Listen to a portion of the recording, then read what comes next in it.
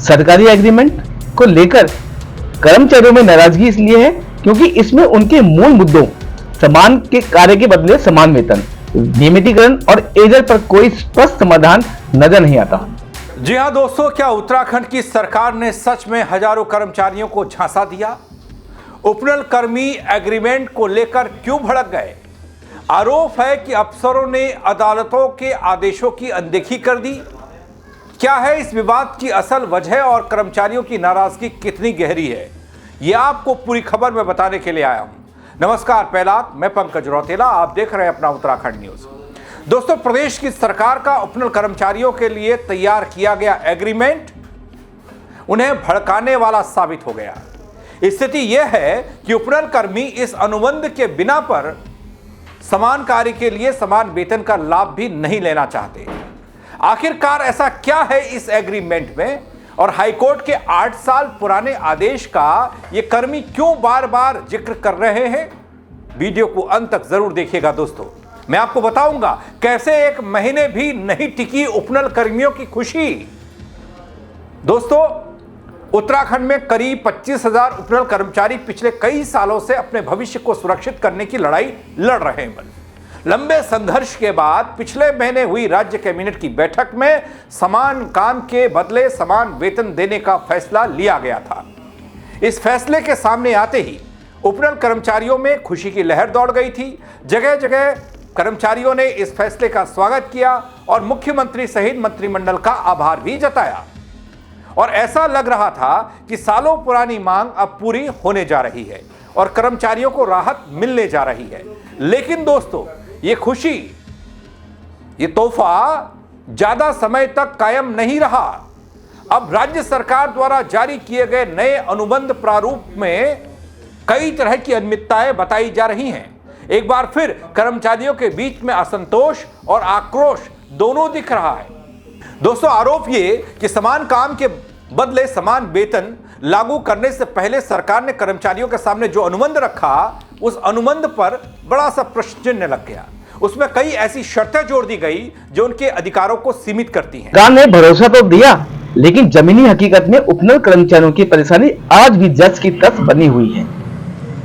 सरकारी एग्रीमेंट को लेकर कर्मचारियों में नाराजगी इसलिए है क्योंकि इसमें उनके मूल मुद्दों समान के कार्य के बदले समान वेतन, नियमितीकरण और एजर पर कोई स्पष्ट समाधान नजर नहीं आता। उपनल कर्मचारियों का कहना है कि जब माननीय न्यायालय पहले ही उनके पक्ष में आदेश दे चुका है, तो फिर एग्रीमेंट के माध्यम से उन अधिकारों को कमजोर करने की कोशिश क्यों की जा रही है? सबसे बड़ा सवाल आज भी वही है, क्या समान कार्य का समान वेतन मिल रहा है? अगर नहीं, तो आखिर कब मिलेगा? हमारी पक्की नौकरी का अधिकार किसी अनुबंध की देन नहीं, बल्कि माननीय न्यायालय के आदेश से उत्पन्न हुआ अधिकार है और कोई भी अनुबंध उस अधिकार को समाप्त नहीं कर सकता। दोस्तों, कर्मचारियों का कहना यह कि इस अनुबंध में यह शर्त शामिल की गई कि वे भविष्य में कभी भी नियमितीकरण की मांग नहीं करेंगे। इसके अलावा अनुबंध में मेडिकल सुविधा, बोनस, सामाजिक सुरक्षा और अन्य जरूरी लाभों का स्पष्टीकरण नहीं दिया गया। साफ रूप से कुछ नहीं कहा गया।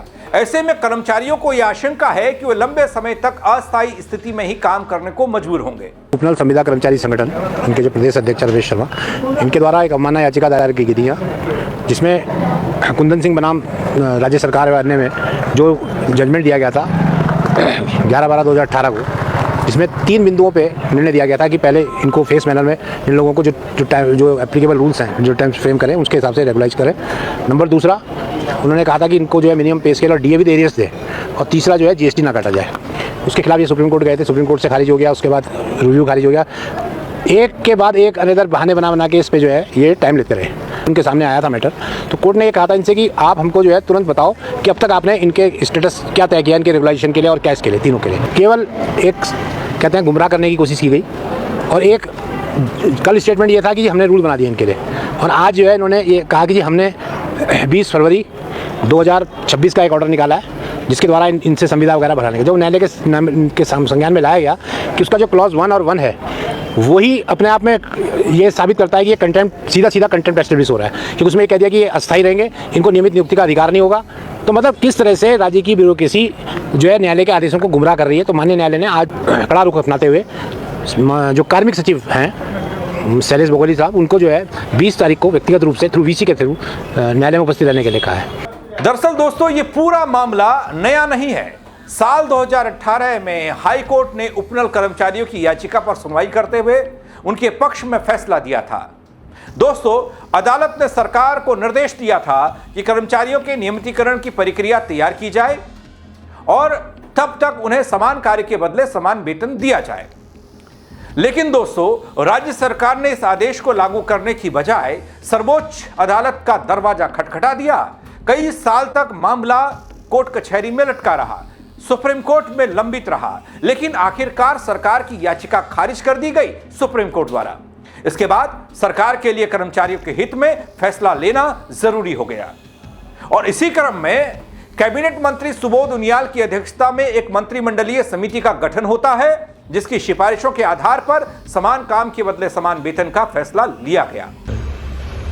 मैं सतीश चंद्र उपनल का कार्मिक हूँ और विगत कई लंबे समय से उपनल के कर्मचारियों द्वारा जो संघर्ष किया जा रहा था, उस पर माननीय न्यायालय ने जो फैसला दिया है उससे हम लोग बड़े उत्साहित थे और खुश थे।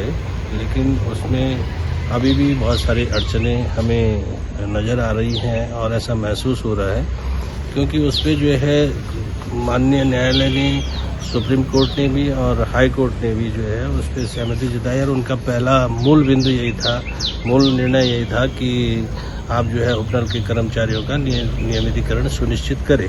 लेकिन इसी संदर्भ में और अन्य भी दो और बिंदु थे, दो निर्णय उनके थे। इसी संबंध में कोर्ट शासन ने जो है उत्तराखंड शासन के स्तर से जो अनुबंध और जो शासन आदेश वगैरह जारी हुए हैं, उस अनुबंध को देखने से ऐसा लगता है या उसका वो स्पष्टता ही ऐसा प्रतीत होता है कि वो माननीय न्यायालय के आदेशों के अनुरूप नहीं है। क्योंकि माननीय न्यायालय ने जो है अपने निर्णय में जो है नियमितीकरण मूल रूप से और नियमितीकरण की बात की है, जबकि उस अनुबंध को देख के उसका पहला ही जो क्लाउज है उसमें ये स्पष्ट लिखा गया है या स्पष्ट है कि ये जो सेवाएं इनकी हैं उपनल कर्मचारियों की, ये अस्थायी होंगी और इन्हें जो है विभागीय संविदा के आधार पे कार्योजित किया जाएगा। तो एक तरीके से नियमितीकरण से बिल्कुल हटके वो बात है, जो कि स्वतः ही स्पष्ट हो जाती है कि ये अभी भी जो है नियमितीकरण के नजदीक नहीं है। दोस्तों, अब क्या हो रहा है देखिए, कैसे अनुबंध की शर्तों ने बिगाड़ दिया पूरा मामला, वो बताता हूं आपको। दोस्तों, यहां अदालत ने साफ रूप से नियमितीकरण के निर्देश दिए थे, लेकिन सरकार ने फिलहाल केवल समान वेतन लागू करने का फैसला लिया।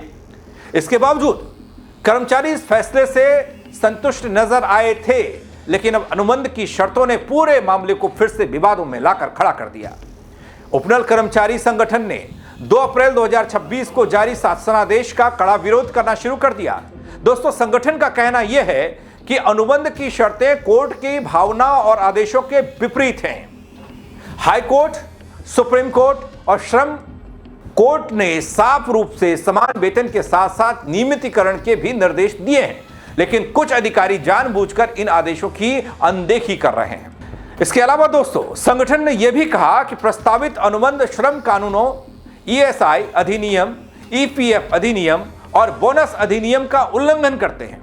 कर्मचारियों के अनुसार दोस्तों, यह अनुबंध उन्हें बदवा मजदूरी जैसी स्थिति की ओर धकेलता है और सामाजिक सुरक्षा के अधिकारों से वंचित करता है। ऐसे में संगठन ने इस शासनादेश को तत्काल निरस्त करने की मांग उठाई है। कर्मचारी संगठन ने साफ किया है दोस्तों कि वे इस मुद्दे पर कानूनी सलाह लेंगे और जरूरत पड़ने पर सड़क पर उतरने को मजबूर होंगे और आंदोलन फिर होगा बल। दोस्तों, संगठन की प्रमुख मांग में जो शामिल है चीजें वो बता देता हूं।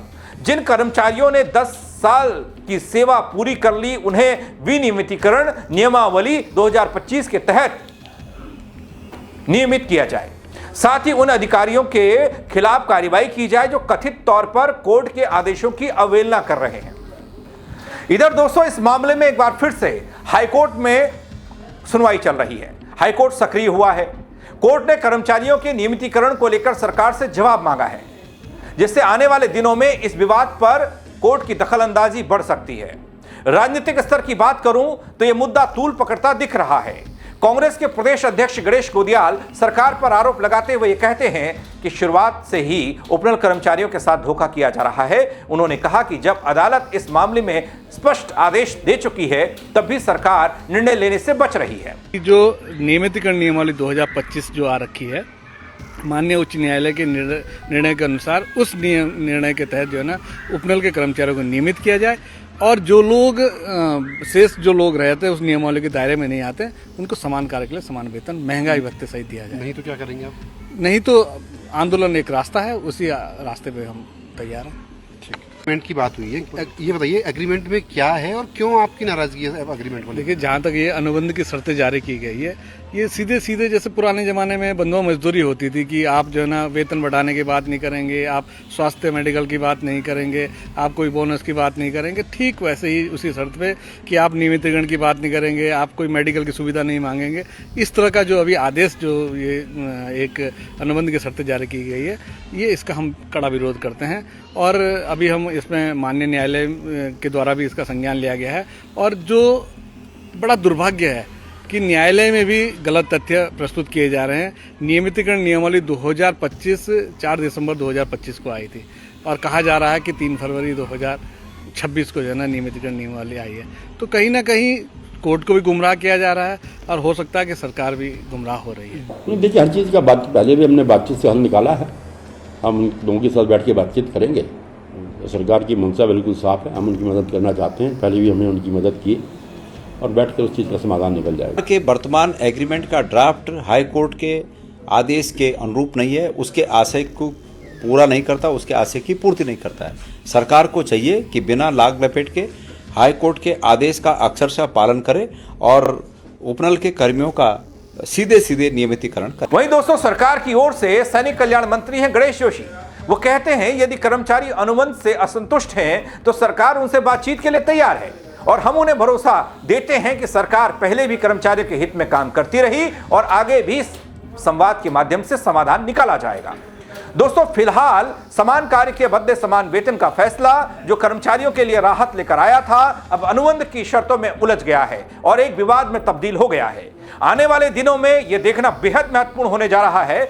और फिर दूसरी बात कि जब पहला ही क्लाउज जो है अस्थायी या संविदा का है तो उसमें बाकी की जो नीचे शर्तें होंगी तो उसी दृष्टिकोण से अन्य शर्तें भी बनाई गई होंगी या बनाई गई हैं, तो वो तो नियमितीकरण और दूसरी बात समान कार्य समान वेतन, जो लोग पदों पे लगे हुए हैं सारे लोग लगभग पदों पे होने चाहिए, क्योंकि पूर्व में भी आदेश यही था कि उपनल के माध्यम से रिक्त पदों और स्वीकृत पदों के अगेंस्ट ही कार्य किए जाएंगे। लेकिन जो है अभी यदि ऐसी भी संदेह है कि कोई लोग पदों पे हैं या नहीं है, तो उस संदर्भ में भी यह है कि कोर्ट ने ये कहा है कि भाई इनको समान कार्य का समान वेतन दिया जाए, लेकिन न्यूनतम वेतनमान जिस पद पे वो वर्तमान में कार्यरत हैं उसका न्यूनतम वेतनमान दिया जाए। लेकिन उसमें न्यूनतम वेतनमान के स्थान पे मानदेय शब्द, जो कि जो है बहुत ही हल्का शब्द है और वेजेस के से रिलेटेड है, लेकिन एक नीतिगत उस पर नहीं वो फिट हो रहा है कि सरकार और कर्मचारियों के बीच बातचीत में कोई समाधान निकलता है या फिर यह मामला एक बार फिर से अदालत में जाता है, सड़क पर आता है। दोनों पर लंबी लड़ाई देखने को मिलेगी क्या? क्योंकि कोर्ट तो अभी सुनवाई कर रहा है। कर्मचारियों ने चेतावनी दे दी, अगर काम नहीं हुआ उनके मन मुताबिक तो वो सड़क पर आकर फिर से प्रदर्शन करने को मजबूर होंगे। लेकिन दोस्तों, ऐसा छल, ऐसा कपट क्यों हो रहा है कर्मचारियों के साथ? आप अपनी राय कमेंट के जरिए जरूर दीजिएगा, खबर को शेयर कीजिएगा ताकि और लोग भी देख पाएं और बता पाएं इसके पीछे की वजह क्या है। फेसबुक पर देख रहे हैं तो फॉलो कीजिएगा, यूट्यूब पर सब्सक्राइब नहीं किया है उत्तराखंड न्यूज चैनल तो इसे कीजिएगा। मेरे साथ जुड़ने के लिए आप सबका बहुत शुक्रिया। जय उत्तराखंड दगड़ियों। सरकारी एग्रीमेंट को लेकर कर्मचारियों में नाराजगी इसलिए है क्योंकि इसमें उनके मूल मुद्दों समान के कार्य के बदले समान वेतन, नियमितीकरण और एजर पर कोई स्पष्ट समाधान नजर नहीं आता।